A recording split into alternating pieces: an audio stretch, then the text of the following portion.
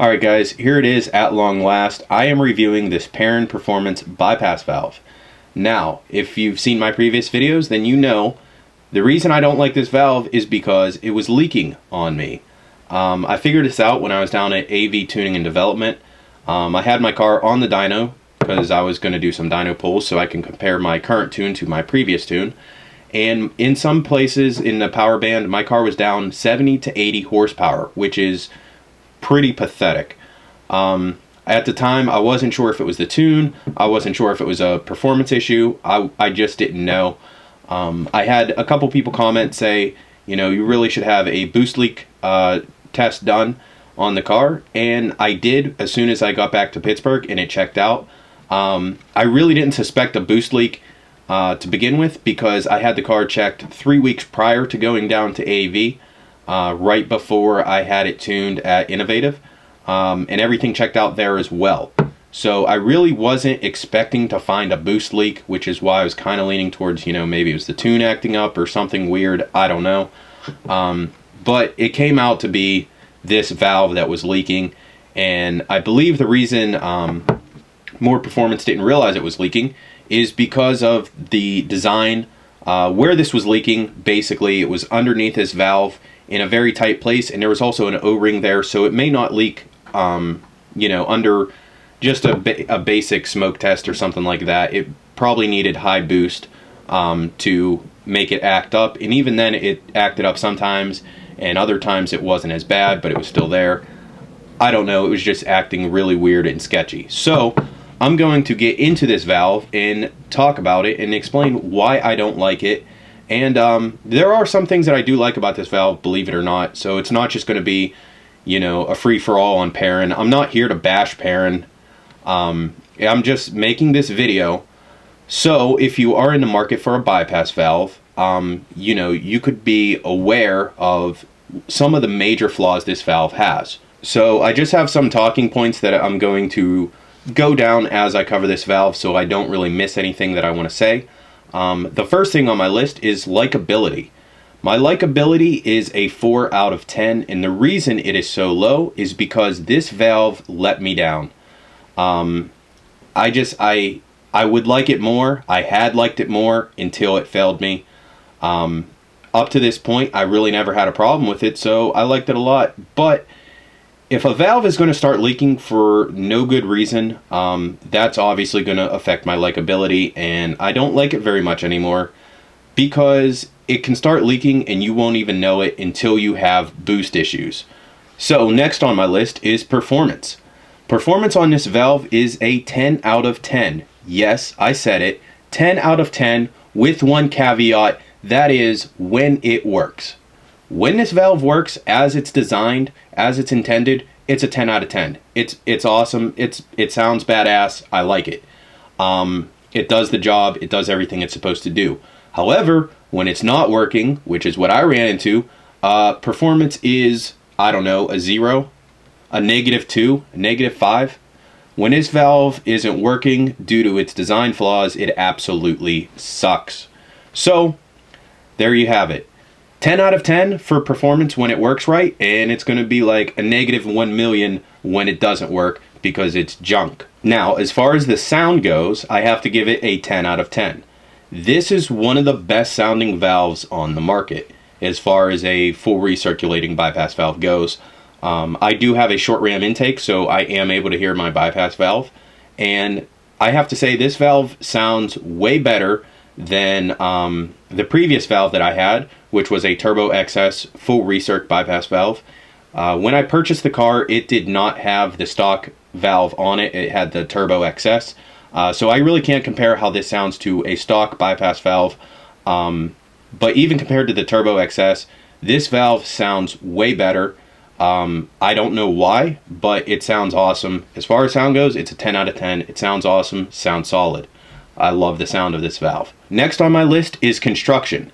And when I say construction, I'm specifically talking about the materials used to make this valve. I'm not talking specifically about the design, but the materials used. The body is CNC aluminum, I believe, as well as the cap, which is nice. That's very awesome. Good on you, Perrin. The flange here is nice and thick, as you can see, very nice. It again seems like a fairly good flange, at least as far as how it's constructed. The materials used, it's very thick, it's very robust. Good on you, Perrin. That's awesome. That is a solid 8 out of 10. So they did get things right. Again, I'm not here to bash Perrin. I'm not here to say it absolutely sucks. But, you know, when they got something right, I'm going to say, hey, they got this right. As far as the construction goes and the materials they used, it is fairly good. It isn't the best valve out there on the market, but it's pretty good. Next on my list is design. And that is where this valve starts to go very, very wrong. Now, again, I will highlight the things that they got right. But they got some major things wrong, and that is why this valve started to fail in the first place. So, starting with the exterior, Perrin is kind of unique in that they have this cap here that you can tighten or loosen. It actually has your little instructions right here. This adjusts your valve tension. So some valves you have to screw around and change out springs to try and find the right weight. The cob unit that I just installed has a set screw and a locking nut, which basically does the same thing. But Perrin, they got this right. I mean, this is pretty cool that they have this adjustable, no tools needed adjustment here. Honestly, I don't really see the need to have it toolless because it's not like you're changing it every day. There's really no need to change it every day. You set it and you forget it. But it's cool that they're doing that. Also, on the body, they have machined in these lines. So you could kind of, you know, figure out what setting you like. You could count, oh, I have 4 lines, I have 5 lines, whatever. So then you could just crank it down to that line and forget it. It's kind of cool. And I don't see any other valves on the market that have that. So good on Perrin. That's sweet. I do like that. That's pretty cool. Now this valve uses your OEM 45-degree elbow that comes with your car with the factory bypass valve. I have really nothing to say about that. There's nothing wrong with this design. A lot of bypass valves do force you to reuse this elbow, and there's nothing wrong with that. The Perrin unit, of course, replaces it, which is awesome. But, you know, there's nothing wrong with this design. I'm going to start tearing this apart now. Inside here, they use an O-ring to seal it, which is cool.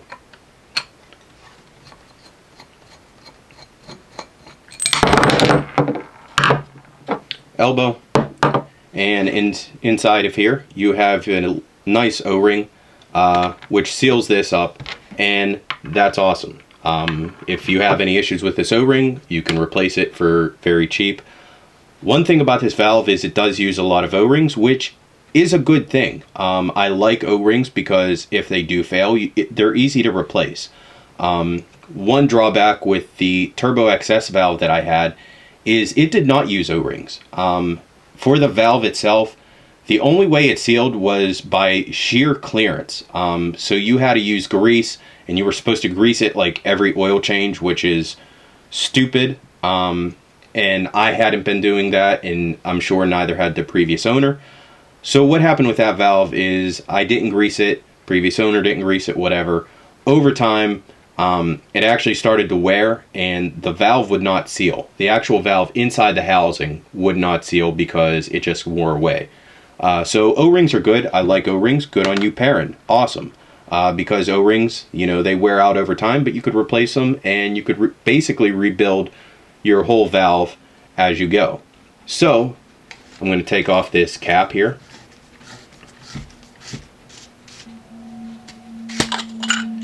So here's your cap, here's your spring,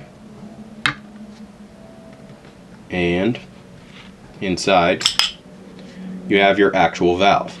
As you can see, there's an O-ring around here, which is awesome. Good on you, Perrin. Good stuff. Inside it's kind of dirty, whatever. You're going to have oil blow by, so that's mostly what that is. No big deal. So up to this point, everything has been solid. Rock on, Perrin, good stuff. But this is where it goes very, very wrong, unfortunately. Now, if you saw my Cobb bypass valve, I'm gonna roll some footage in, you will see that this flange here actually attaches with 6 hex bolts, which is very solid, and that's not going anywhere. Perrin, in all their wisdom, or I guess they probably bought a design off of some genius somewhere on the internet who said that they could design a valve for them. I don't know if they designed it or if they, you know, sourced it out to somebody else to design it. But whoever the hell designed this crap, in all their brilliant engineering genius wisdom, felt that these 2 tiny, minuscule, pathetic set screws were enough to hold this body to this flange under 20 pounds of boost, 22 pounds of boost, however much you're running. I never ran more than 20 pounds in my STi. It was 20 pounds peak boost on an 18G 50 trim turbo, which really isn't all that much. My average boost was about 16 pounds. So it's not like I was, you know, running some insane boost, 40 PSI or something on a closed deck block or anything like that. It was pretty much normal. But I guess they felt, I don't know why, they felt that these 2 pathetic little screws were solid enough for this design. So I'm going to take these off, and you do that by loosening this locking nut on both sides.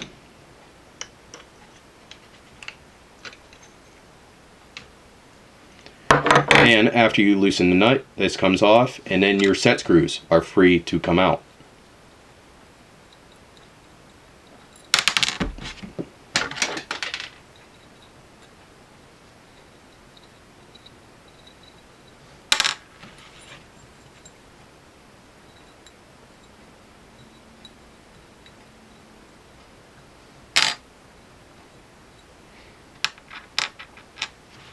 And those 2 set screws are the only thing holding the body to your flange here, which is absolutely pathetic.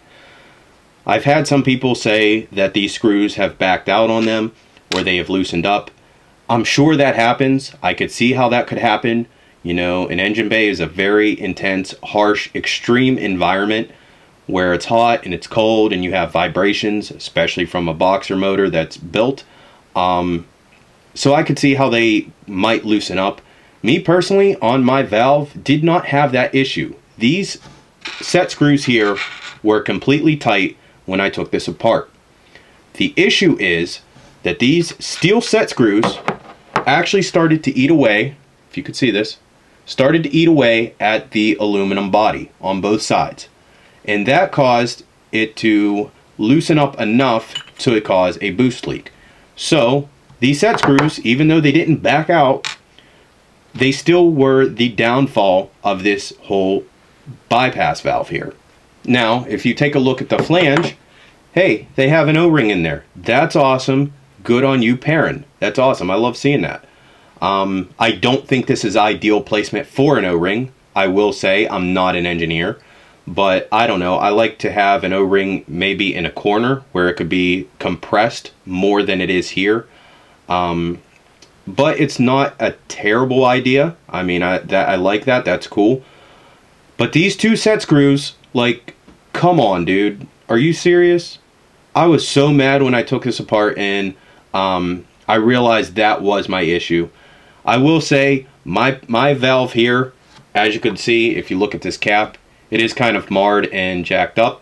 That is because it was rubbing against my top mount intercooler shroud. I do have 8mm phenolic spacers from Grimspeed, and I also have an ETS top mount intercooler. Now that right there is why I believe I just had this issue start recently. Prior to my engine being built, I had a factory top mount, which is a little bit thinner, and I believe that this valve was clearing my hood just fine. So if I put this back together, then you could see my shroud was right up here, and it was pushing out on the top of the valve, pushing it this way, which is what caused the set screws here to wear away in the body the most, and that caused it to leak on the bottom, and it was not sealing against this O-ring. Now, if you look inside this flange, you could see that it's filthy on the bottom. So this is the top right here, this is the bottom. If you could see on the inside, it's absolutely filthy with blow-by, and the top is fairly clean. And that is because this valve was leaking from the bottom, which, like I said, I believe that's why more didn't detect it. With this O-ring being in here, it may not have leaked under their normal testing. It may have only been, you know, a high boost situation or something like that. I'm really not sure. It's also possible that even if it was leaking slightly, you know, the smoke or whatever was coming out at the bottom. I'm not real sure. But in my experience, boost leaks are very difficult to detect more often than not, unless it's just like a major boost leak where, you know, you have a line that's ripped or broken or something like that. But when it comes to small leaks like this, they can be very difficult to pinpoint. So another issue that I had is this valve. As you could see, they actually notched out this flange here, and that is for this cap so that it sits like it's supposed to. This body here has a channel that runs 360 degrees around it, and I guess the idea behind that, the only thing that I could figure out why it would be like that, is that they intend for you to be able to pivot this valve however you want. This channel here is not for your O-ring. Your O-ring sits back further, so it's not for that. And as you can see from the marring of where the set screws are, it's intended for set screws. So I could only imagine that they figure when you have your valve, you know, you could pivot it however you want. But what's kind of ridiculous about that is you could really only install this valve one way. And initially when I had this problem, I was thinking, oh, maybe I could just adjust it and tilt this down further. But no, you really can't, because you have interference issues here. First of all, you're going to have a 12mm bolt right here sticking out past this flange, so you can't put your valve sideways like that. And they only notched out this far, so once you hit this point, which is not much at all, you're going to have contact between this cap and the flange itself. So I really cannot fathom why they decided to, you know, mill out this entire channel. It's really completely pointless, but whatever. There's Perrin for you. I mean, I just don't understand it. They got a lot of things right, but some things that they did on this valve makes absolutely zero sense. Another issue with these set screws is that one of these is on the bottom and you can't even see it, much less access it if you would need to, without completely removing this valve. So you have your top mount, your valve is slapped on like that, your one set screw is on the top, and your bottom one is under here, which you really can't see once you add this elbow. But all things being fair, everything else on this valve is pretty solid. I like the design, I like the use of O-rings, the construction is pretty solid. This flange is nice and solid, it's kind of weighty, I like that. But this connection right here is the downfall of this valve. So, you know, I mean, it just kind of sucks. Learn from my mistake. I can't tell you not to buy this valve, but there are better valves on the market, and there are cheaper valves on the market. So when it comes down to it, you know, that comes to my last talking point, which is value. The value on this valve is not very good, honestly. Even, let's assume that this valve is perfect, it never broke, it ran solid, it's still $350, which is at the very top of the range for valves. And there are way better valves that you can get for $350. GFB makes some badass valves. Tile makes some awesome valves. I cannot recommend running a tile valve on a Subaru with a stock location top mount, because you're going to run into issues with fitment and you're going to need to custom fabricate parts. But other than that, a lot of guys love tile. Tile's awesome. They make solid valves. Cobb, as I've said, Cobb makes solid valves, and I'm sure there are other companies. So Perrin is at the top of that. You know, they are like one of the most expensive valves out there, and I'm not paying $350 to have results like this where it leaks, and it apparently has been leaking for some time based on the buildup and the marring that is on this flange. But it is what it is. It's whatever, you know. Like I said, I'm really not trying to bash Perrin or anything, but they need to work on this design. That being said, I do have other Perrin products. I actually have their pitch top mount, which has been awesome up to this point. It's still running solid as far as I can tell, and it does the job it's supposed to do. I also have their wing stiffies for the rear wing, which is awesome. I love their wing stiffies, and they are solid, and I've had no issues. They haven't budged, they haven't moved, they haven't come loose. So Perrin can do some things right, but when it comes to stuff like this, I feel like it's just, you know, I don't know if they're trying to make an extra buck and say, you know, it's cheaper to do it this way. I'm sure it is. Or if they just really genuinely didn't think that this would be an issue, I really don't know. Now, I will add that Perrin is still selling this valve. I just checked their website the other day, and it looks like they did a slight refresh on it as far as, you know, the body styling and cosmetic things, but the design is 100% the same.